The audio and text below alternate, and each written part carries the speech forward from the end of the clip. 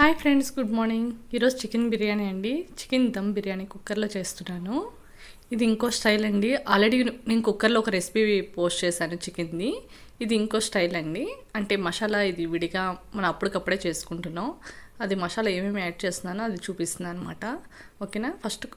First నుంచే process చూపిస్తానండి. ఓకేనా? మామూలుగా నెయ్యి వేసుకోవాలి, మనకు తెలిసిందే కదా. నేను ఆల్రెడీ అది పోస్ట్ చేశాను కాబట్టి నెయ్యి అది క్వాంటిటీ ఏం చెప్పట్లేదండి. ఓకేనా? మనకి సుమారుగా ఎంత నెయ్యి కావాలి, ఆయిల్ ఒక 2 గరిటెలు వేసుకున్న తర్వాత అది కొంచెం వేడెక్కిన తర్వాత చికెన్ ముక్కలు వేసేసుకోవాలండి. ఆ చికెన్ వేగుతూ ఉంటుంది. కొంచెం సాల్ట్ యాడ్ చేసుకోవాలండి ఫస్టే. కొంచెం చికెన్కి ఉప్పు పట్టిద్ది అనమాట. నేను బాస్మతి రైస్ ఇండియన్ గేట్ వాడుతున్నానండి 1 గ్లాసు. ఇంకో 2 గ్లాసెస్ వచ్చి మల్లికా రైస్. తెలుసు కదండి, బెంగళూరులో వాళ్ళకి మల్లికా రైస్ ఎక్కువగా దొరుకుతుంది. సో ఇక్కడ బ్రాండే వాడుతున్నానండి నేను. ఓకేనా? తర్వాత మసాలాకు కావాల్సిన జీడిపప్పు, మెంతులు, యాలక్కాయలు, 2 జీరా అండ్ జీలకర్ర అండ్ ధనియాలు, 4 లవంగాలు, 2 చెక్క ముక్క. బిర్యానీకి సంబంధించిన అవి ఉంటాయి కదండి, అవి ఒక కళాయిలో వేపుకోవాలండి. ఆయిల్ ఏం లేకుండా అన్నీ వేసుకొని వేపుకుంటే మంచిది.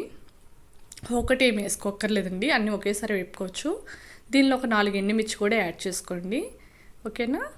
అవన్నీ కొంచెం చల్లారిన తర్వాత, కొంచెం వేగిన తర్వాత చల్లార్చి మిక్సీ పట్టుకోండి. మసాలా రెడీ అయిపోతుంది. మనకి బిర్యానీకి కావాల్సిన మసాలా ఆల్రెడీ మసాలాలో మన అన్ని ఐటమ్స్ వేసాం కాబట్టి దీనిలో ఓన్లీ ఆకు, కొంచెం చెక్క, బిర్యానీ పువ్వు అయ్యే వేస్తున్నానండి. ఇంకా మసాలా ఏమి యాడ్ చేయట్లేదు. ఓకేనా? తర్వాత ఆనియన్ పక్కన కట్ చేసుకొని పెట్టుకున్నాను అండి. అవి కూడా వేసుకోవాలి. ఒక 4 పచ్చిమిర్చి, 2 ఆనియన్, అవి కూడా వేగాలండి. ద్వారగా వేగిన తర్వాత చూడండి, ఆల్రెడీ నేతిలో చక్కగా వేగితే బాగుంటుందన్నమాట. ఆ ముక్కకు పట్టాలన్నమాట. ఈలోపు నేను మిక్సీ పట్టుకుంటున్నానండి మసాలాది.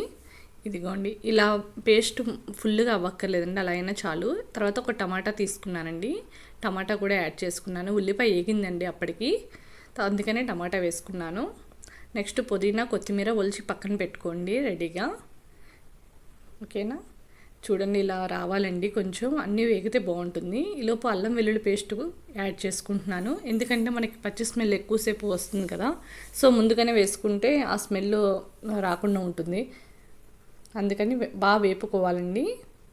ఎందుకంటే తర్వాత మసాలా అవన్నీ యాడ్ చేసిన తర్వాత పచ్చి స్మెల్ వస్తే బిర్యానీ చెడిపోతుంది అనమాట, పాడైపోతుంది, మంచిగా రాదు. ఎందుకంటే ఆ స్మెల్లే వస్తూ ఉంటుంది, గార్లిక్ది, జింజర్ది. ఓకేనా? అలా వేగుతున్నప్పుడు నేను మసాలాను కూడా యాడ్ చేశానండి. కొంచెం సేపు అయిన తర్వాత, 5 మినిట్స్ అయిన తర్వాత, పచ్చివాసన పోయినాక నేను ఈ మసాలాది యాడ్ చేశానండి బిర్యానీలోకి. చూసారా?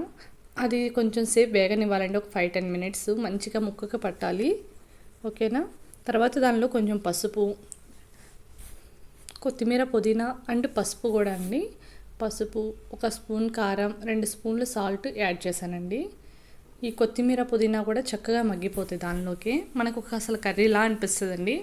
ఇలాగ అన్నంలో కలుపుకొని తిన్నా సూపర్ ఉంటుందండి. కొంచెం వాటర్ యాడ్ చేసుకొని దాన్ని అలా 5 మినిట్స్ వదిలేస్తే ఆ రెసిపీ కూడా చాలా బాగుంటుంది. కానీ నేను రైస్ యాడ్ చేసుకున్నాను అండి, 1కి 1 కొలత అండి. అలా వేసుకొని ఇంకంతే అండి, 3 విజిల్స్కి వదిలేసాను. బిర్యానీ రెడీ కబాబ్తో. నచ్చితే లైక్ చేయండి, షేర్ చేయండి, సబ్స్క్రైబ్ చేయండి. Thank you, bye.